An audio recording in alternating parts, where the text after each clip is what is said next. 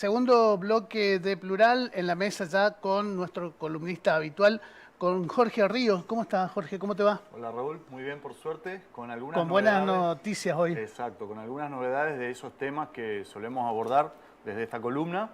Me gustaría hoy charlar de, bueno, de dos cosas que acontecieron La semana la pasada, semana con pasada. fuerte impacto en los medios. Exactamente, una está vinculada a la inclusión laboral travesti trans, porque, bueno, en el Senado se aprobó la ley de inclusión laboral al empleo formal de personas travesti trans. Travestis trans quiere decir que dentro de trans también pueden haber personas transgénero o transexuales, o sea que es un término abarcativo, y que establece que el Estado Nacional debe incorporar como mínimo el 1% de las personas que trabajan en el Estado Nacional, en los tres poderes, debe hacerles lugar de alguna manera a estas personas de esta comunidad. Hay sectores de la sociedad que cuestionan esta medida porque dicen, bueno, esgrimen el argumento del mérito, ¿no? Dicen, Claro. bueno, pero entonces les están dando un lugar de prioridad simplemente por su identidad de género en este caso.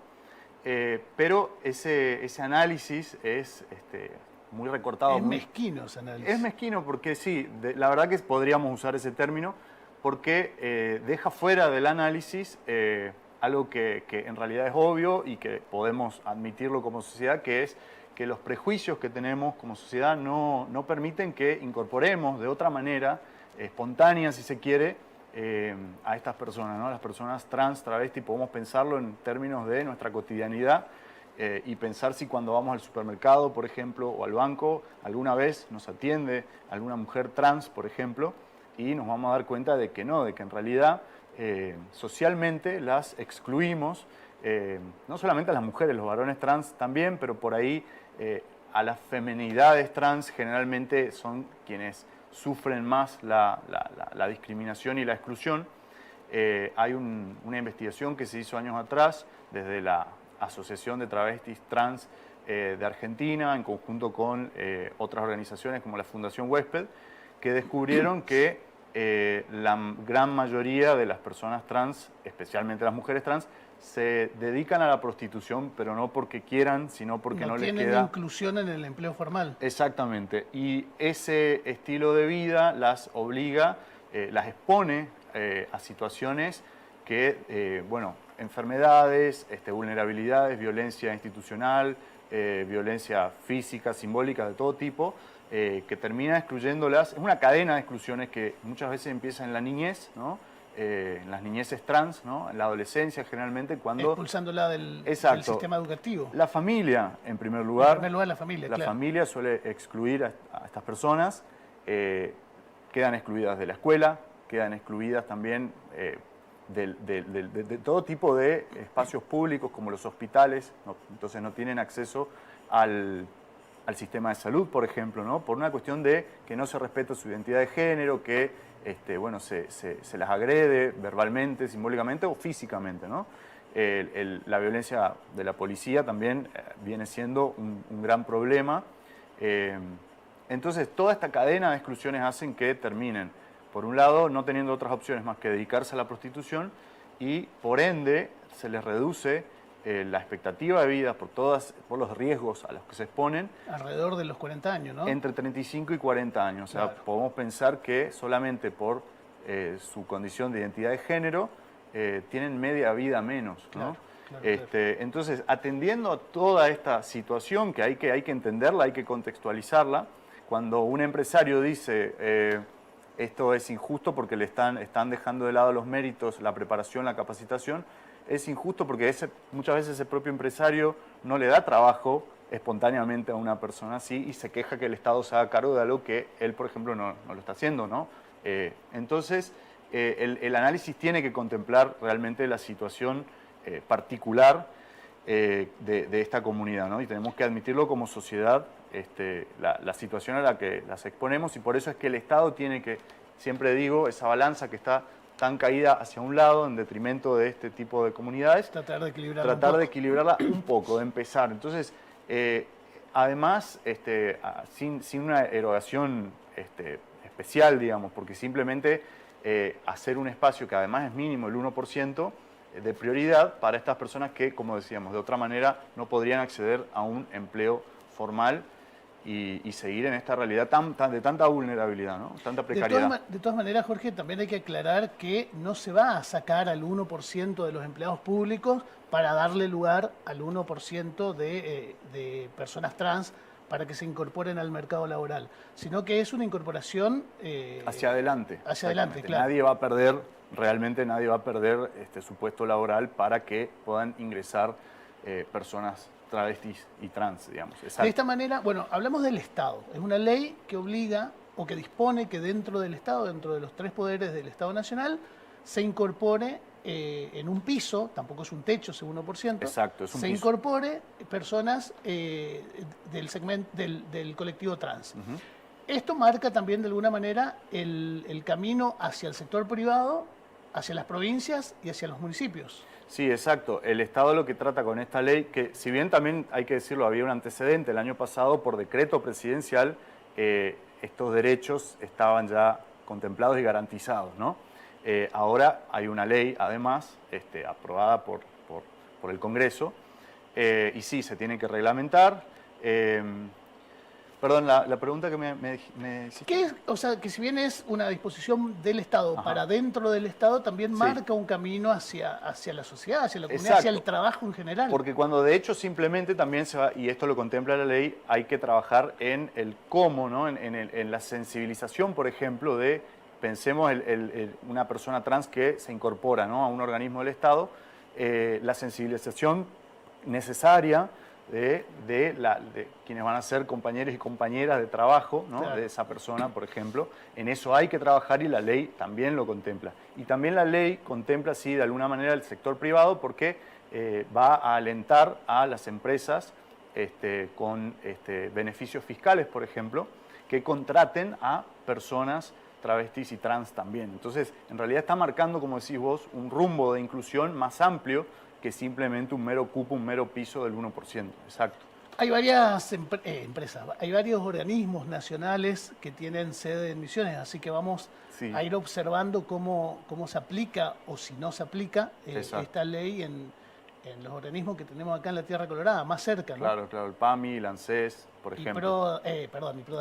La EBI, exacto. Migraciones, aduana. Exacto. Hay varios, Sí, como siempre decimos, también estas leyes tienen un peso simbólico, más allá de los efectos jurídicos que tiene, un peso simbólico muy importante porque es un reconocimiento. La ley lleva el nombre de 2 activistas trans, que son Diana Zacayán y Luana Berkins, que también en ese sentido es un reconocimiento de la historia, la militancia, exactamente, y líderes de la comunidad trans en este caso, ¿no?, que generalmente quedan invisibilizadas. Pero entonces el peso también simbólico que tiene, ¿no?, y el rumbo, como decías vos, que de alguna manera marca para una inclusión real, efectiva, social y cultural, ¿no?, un cambio cultural también en ese sentido. Jorge, otro de los temas fue el intento o el proyecto de ley para prohibir el uso del lenguaje inclusivo. ¿Qué reflexión te merece este proyecto de ley tan fundamental para el país? Exactamente. Bueno, a mí personalmente me genera un poco de incertidumbre, de resquemor y hasta de temor, te diría, esta voluntad de prohibición, ¿no? Me parece muy fuerte tratar de prohibir una propuesta que a lo que justamente apunta es a la inclusión, la ampliación de derechos, ¿no?, y que haya sectores, bueno, en este caso el proyecto se presentó por parte de 2 abogadas, o sea, es una iniciativa ciudadana, podríamos decir, que ingresa a la Cámara de Diputados de la Nación, y sí, lo que propone es prohibir el uso de lo que se conoce como lenguaje inclusivo, que yo lo defino como la perspectiva de género llevada al uso de la lengua, exactamente.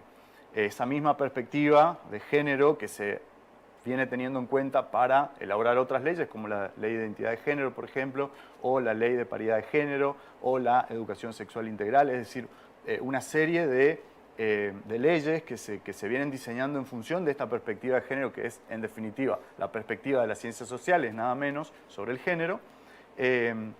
Y este intento de prohibir, ¿no?, lo que proponen es prohibir en la educación, en el sistema educativo, que no se pueda usar el lenguaje inclusivo en el sistema educativo, que no se pueda usar en los medios de comunicación y que no se pueda usar tampoco por parte del Estado, del gobierno, digamos, ¿no? En actos oficiales, por ejemplo, comunicaciones oficiales.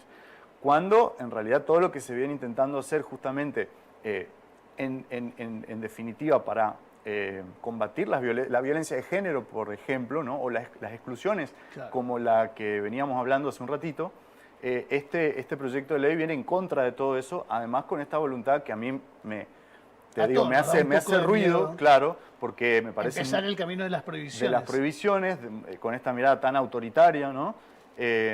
Porque cuando del otro lado lo que se propone es habilitar o permitir que se use quien quiera usarlo, que lo pueda usar. No se impone por ley. Exacto, sin recibir una sanción, o cuando el Estado, yo digo, así como el Estado tiene la obligación de ampliar en los edificios públicos las entradas para que entre una silla de ruedas, es decir, para que la totalidad de la población pueda entrar, simbólicamente el lenguaje inclusivo, cuando el Estado usa el lenguaje inclusivo, también está haciendo eso. Está ampliando esas puertas simbólicas del lenguaje para que entren todos, podríamos decir, ¿no? La totalidad de la población. Entonces, no es lo mismo permitir lo que se viene haciendo, todas las medidas que se vienen tomando. Cuando uno escucha tal universidad aprobó el uso del lenguaje inclusivo, quiere decir que quien quiera usarlo lo va a poder hacer, pero no se está obligando. Claro, no es una imposición. Exacto, o sea, si no querés usarlo, esa medida no te obliga a usarlo, no va a haber una sanción por no usarlo, ¿no? Ahora, esto que se está proponiendo, sí, digamos, lo que quiere hacer es prohibir, es decir, no vas a poder tener esa soberanía sobre tu propia habla de alguna manera para usar el lenguaje llamado lenguaje inclusivo en la educación, en los medios de comunicación y en el Estado, ¿no? En las comunicaciones oficiales. Eso es lo que pretende, ¿no? No creo y espero que no se apruebe. No creemos que avance. Exacto. Pero bueno, también para ejemplificar, incluso, digamos, el lenguaje inclusivo, ya hay publicaciones como esta que a lo que apuntan es justamente a incorporarlo como parte de ese todo, que es la perspectiva de género, por ejemplo, en la educación sexual integral, la ESI, ¿no? Que, bueno, incluso está, por ejemplo, este libro que explica muy bien de qué se trata, sobre todo para quienes todavía no terminan de entender, ¿no? De cuál es la propuesta del lenguaje inclusivo, para que se lo aborde sin prejuicios, ¿no? O sea, la propuesta al menos esa, y que quien quiera pueda justamente incorporarlo a la currícula, digamos, ¿no? A las actividades didácticas en las aulas. Como dice acá, me gusta el subtítulo, dice propuestas teórico-prácticas para un debate en curso. También, digamos, admite que esto es un debate y que está en curso, ¿no? Así que estamos ahí en el medio de esos cambios, debates y disputas, ¿no? Simbólicas. Cortito, bien cortito, porque ya nos quedamos sin tiempo. ¿Por qué hay intentos de prohibir este lenguaje? Y yo creo que es una resistencia ideológica, porque si fuese una resistencia lingüística les preocuparía también prohibir términos en inglés que entran al castellano y los usamos sin ningún tipo de filtro todo el tiempo. Además, googlear. Exacto, ni hablar TikToker, YouTuber, streamer, o sea, todo el tiempo están entrando y no veo leyes que pretendan, porque es ridículo además, que pretendan prohibir estos términos. Además creo que es también una resistencia ideológica y no de purismo lingüístico por el nivel de violencia y de agresión también, ¿no? Que hay, que se ve respecto al lenguaje inclusivo y no respecto, como te decía, por ejemplo, al uso de términos anglicismos, por ejemplo, que es el inglés el que más tiene peso en ese sentido, ¿no? Jorge, muchas gracias. Gracias. Hacemos una pequeña pausa y seguimos con más Plural.